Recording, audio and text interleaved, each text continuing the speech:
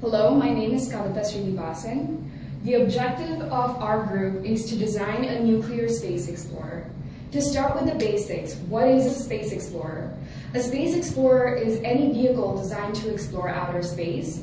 It is often used interchangeably with the term spacecraft, even though space explorer does suggest a more specific purpose. Currently, there are 3 fueling types that can be used in a space explorer. One is chemical propulsion, which is used in the majority of the space explorers. In that, hydrogen and oxygen gas are reacted, and steam is produced, which propels the spacecraft forward.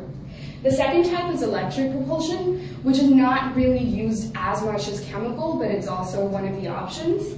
The third type is nuclear propulsion, which is going to be our focus for today. Hi, I'm Alex Lopez. I'm going to be talking about the main design for a nuclear space explorer. There are 2 main ways you can do this. One being a nuclear pulse rocket, which is just going to include dropping a series of nuclear bombs behind the rocket to propel it through space.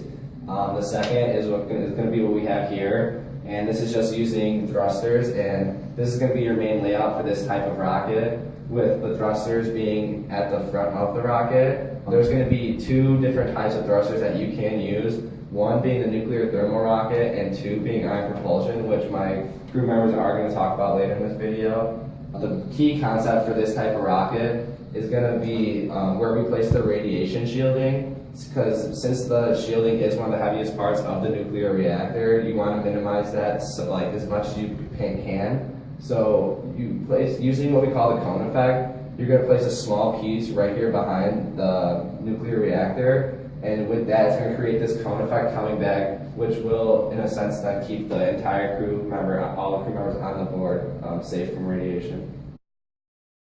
Hello, I'm Matt Collis, and I'm going to be explaining the nuclear thermal rocket thruster. So with the nuclear thermal rocket thruster, you have a large tank of propellant, usually hydrogen, and it's going to get fed through the reactor core, and it's going to heat up. So it's important to note that the hydrogen is going to act as a coolant for the reactor, but not a moderator. So you're going to need some other kind of element, carbon, boron, to slow down your neutrons.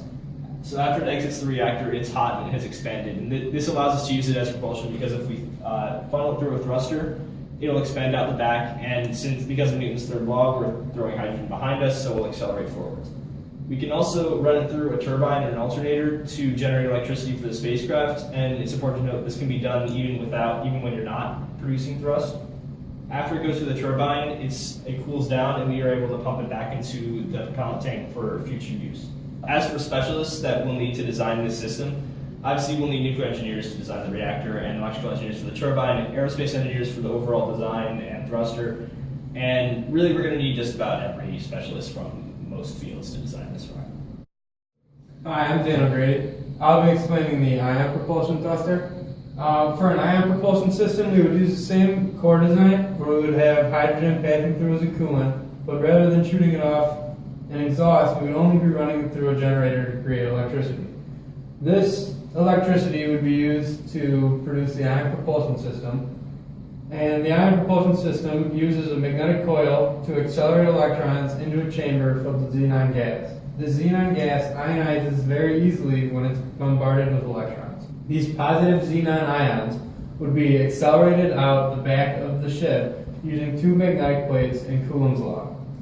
An important concept that has to be included is we have to be shooting electrons out the back of the ship at the same rate that we're shooting positive ions out the back of the ship, or the ship would become negatively charged, which would pull the xenon right back to the ship and would create no acceleration. These are just some of the courses that you'd have to take in order to begin to grasp how to build this nuclear rocket. These 3 courses would encompass how to design and keep the core running for a significant amount of time.